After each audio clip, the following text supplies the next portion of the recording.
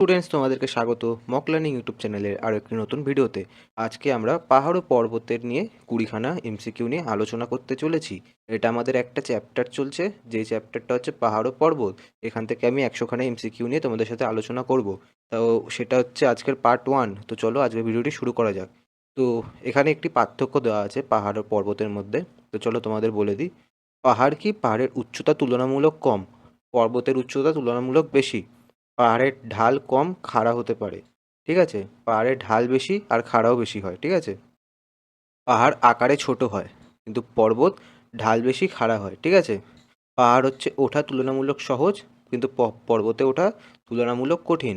পাহাড় এককভাবে থাকতে পারে, পর্বত সাধারণত পর্বতমালা আকারে থাকে। ঠিক আছে? এটা মাথায় রাখবে। তো চলো আজকের এমসিকিউ শুরু করা যাক। পাহাড় ও পর্বতের মধ্যে প্রধান পার্থক্য কী? অপশান এ পাহাড় বেশি উঁচু, অপশান বি পর্বত বেশি উঁচু, অপশান সি দুটোই সমান, অপশানটি কোনোটি নয়। সঠিক উত্তরটি কী হবে? সঠিক উত্তরটি হবে অপশান বি, পর্বত বেশি উঁচু। পাহাড় হলো তুলনামূলক কম উচ্চতা ও কম খাড়া ঢাল বিশিষ্ট উঁচু ভূমিরূপ, আর পর্বত হলো অধিক উচ্চতা, খাড়া ঢাল এবং বিস্তৃত শৃঙ্খযুক্ত ভূমিরূপ। ঠিক আছে, মনে রাখবে এটা তোমরা। চলে যাওয়া যাক প্রশ্ন নম্বর 2-এ। বিশ্বের সর্বোচ্চ পর্বতশৃঙ্গ কোনটি? Option A Kanchenjunga, option B mount Everest, option C Dhaulagiri, option D Nanga Parbat. সঠিক উত্তরটি কী হবে? সঠিক উত্তরটি হবে option B mount Everest. Mount Everest পৃথিবীর সর্বোচ্চ পর্বতশৃঙ্গ, যা হিমালয় পর্বতমালায় অবস্থিত এবং সমুদ্রপৃষ্ঠ থেকে প্রায় 8,849 মিটার উচ্চতায় পৌঁছেছে। ঠিক আছে, মনে রাখবে এটা। চলে যাক প্রশ্ন নম্বর 3-এ। হিমালয় কোন ধরনের পর্বত? অপশান এ আগ্নেয় পর্বত, অপশান বি ব্লক পর্বত, অপশান সি ভাঁজ পর্বত, অপশান ডি অবশিষ্ট পর্বত। সঠিক উত্তরটি কী হবে? সঠিক উত্তরটি হবে অপশান সি ভাঁজ পর্বত। হিমালয় পৃথিবীর অন্যতম বৃহৎ নবীন ভাঁজ পর্বত শ্রেণী, যা ভারতীয় ও ইউরেশীয় টেকটনিক প্লেটের সংঘর্ষের ফলে সৃষ্ট। ঠিক আছে, মনে রাখবে এটা। চলে যাক প্রশ্ন নম্বর 4-এ। নীলগিরি পর্বতমালা ভারতের কোন অংশে অবস্থিত? অপশান এ পূর্ব ভারত, অপশান বি পশ্চিম ভারত, অপশান সি দক্ষিণ ভারত, অপশান ডি উত্তর ভারত। সঠিক উত্তরটি কী হবে? সঠিক উত্তরটি হবে অপশান সি দক্ষিণ ভারত।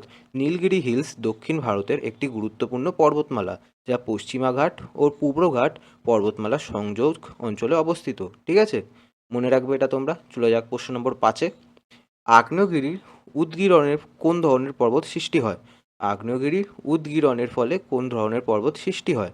অপশান এ ভাঁজ পর্বত, অপশান বি আগ্নেয় পর্বত, অপশান সি ব্লক পর্বত, অপশান ডি অবশিষ্ট পর্বত। সঠিক উত্তরটি কী হবে? সঠিক উত্তরটি হবে অপশান বি আগ্নেয় পর্বত।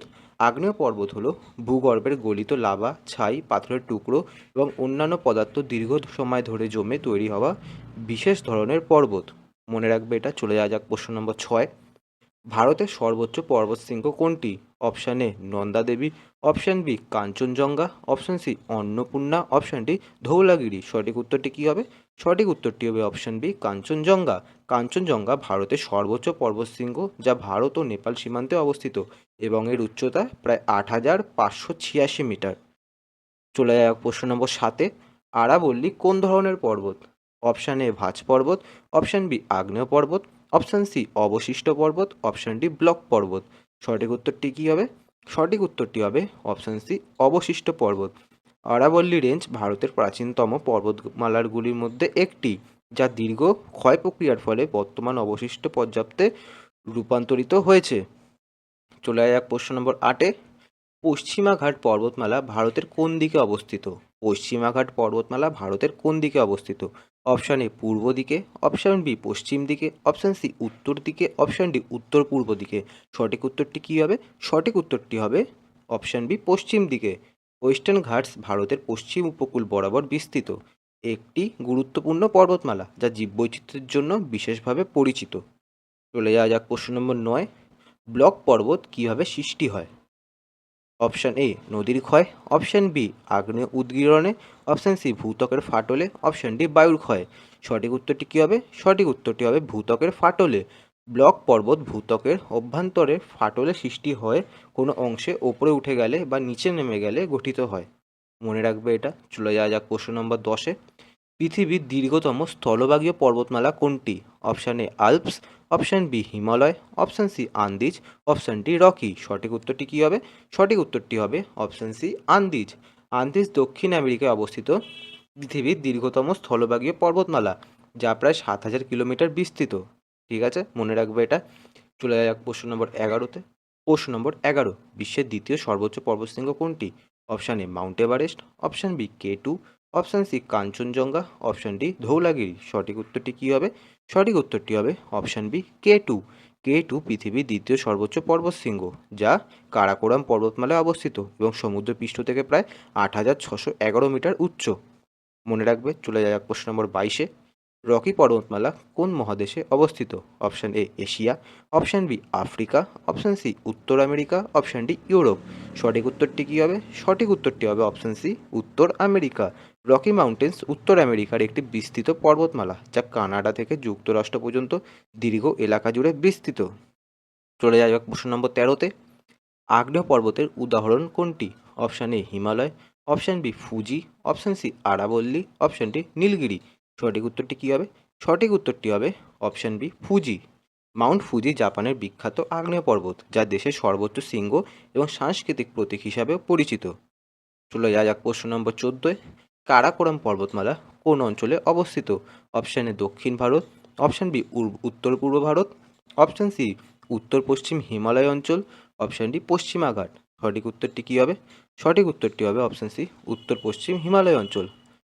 কারাকোরাম এশিয়ার একটি গুরুত্বপূর্ণ পর্বতমালা, যেখানে পৃথিবীর বহু উচ্চ পর্বতশৃঙ্গ অবস্থিত। ঠিক আছে, মনে রাখবে এটা। চলে যাক প্রশ্ন নম্বর 15-তে। পৃথিবীর প্রাচীনতম পর্বতমালাগুলির মধ্যে একটি কোনটি? Option A Himalaya, option B আরাবল্লী, option C Andes, option D Alps. সঠিক উত্তরটি কী হবে? সঠিক উত্তরটি হবে অপশান বি আরাবল্লী। আরাবল্লী রেঞ্জ ভারতের অন্যতম প্রাচীন পর্বতমালা, যার বয়স কয়েকশো কোটি বছর বলে ধরা হয়। মনে রাখবে এটা, খুবই ইম্পর্টেন্ট প্রশ্ন। চলে যাক প্রশ্ন নম্বর 16-এ। আল্পস পর্বতমালা কোন মহাদেশে অবস্থিত? Option A Asia, option B Africa, option C Europe, option D Australia. সঠিক উত্তরটি কী হবে? সঠিক উত্তরটি হবে অপশান সি ইউরোপ। আল্পস ইউরোপের অন্যতম গুরুত্বপূর্ণ পর্বতমালা, যা একাধিক দেশের মধ্যে দিয়ে বিস্তৃত। মনে রাখবে এটা। চলে যাক প্রশ্ন নম্বর 17-এ। হিমালয় পর্বতমালার সর্বোচ্চ শৃঙ্গ কোনটি? Option A Nanda Devi, option B K2, option C mount Everest, option D Dhaulagiri. সঠিক উত্তরটি কী হবে? সঠিক উত্তরটি হবে option C mount Everest. Mount Everest হিমালয়ের সবচেয়ে সর্বোচ্চ শৃঙ্গ এবং পৃথিবীরও সর্বোচ্চ পর্বতশৃঙ্গ হিসাবে পরিচিত। চলে যাক প্রশ্ন নম্বর 18-তে। কোন পর্বতশ্রেণী ভারতকে উত্তর দিক থেকে রক্ষা করে? অপশান এ আরাবল্লী, অপশান বি পশ্চিমা ঘাট, option C Himalaya, option D Nilgiri. সঠিক উত্তরটি কী হবে? সঠিক উত্তরটি হবে অপশান সি হিমালয়। হিমালয় ভারতকে উত্তর দিকের শীতল বায়ু থেকে রক্ষা করে এবং দেশের জলবায়ুর উপর গুরুত্বপূর্ণভাবে প্রভাব ফেলে। চলে যাক প্রশ্ন নম্বর 19-এ। নন্দা দেবী কোন ধরনের ভূমিরূপ? নন্দা দেবী কোন ধরনের ভূমিরূপ? অপশান এ নদী, অপশান বি মালভূমি, অপশান সি পর্বতশৃঙ্গ, অপশান ডি হ্রদ। সঠিক উত্তরটি কী হবে? সঠিক উত্তরটি হবে পর্বতশৃঙ্গ। নন্দা দেবী ভারতের অন্যতম উচ্চ পর্বতশৃঙ্গ এবং উত্তরাখণ্ড অঞ্চলে অবস্থিত। চলে যাক প্রশ্ন নম্বর 20-তে। কোন পর্বতমালা ইউরোপ ও এশিয়ার মধ্যে প্রাকৃতিক সীমানা হিসাবে পরিচিত? Option A Alps, option B Andes, option C Ural, option D Rocky. সঠিক উত্তরটি জানার আগে তোমাদেরকে বলে দিই, এইটা নিয়েই আরও 4খানা ভিডিও আসবে, যেখানে আমি মোট 100খানা প্রশ্ন নিয়ে আলোচনা করব পাহাড় ও পর্বতমালা চ্যাপ্টার থেকে। তো তোমরা যদি এরকম ভিডিও সবসময় পেতে চাও, তো চ্যানেলটি তাড়াতাড়ি করে চ্যানেলটি সাবস্ক্রাইব করে নাও, যাতে এরকম ভিডিও তোমরা রোজ দেখতে পারো।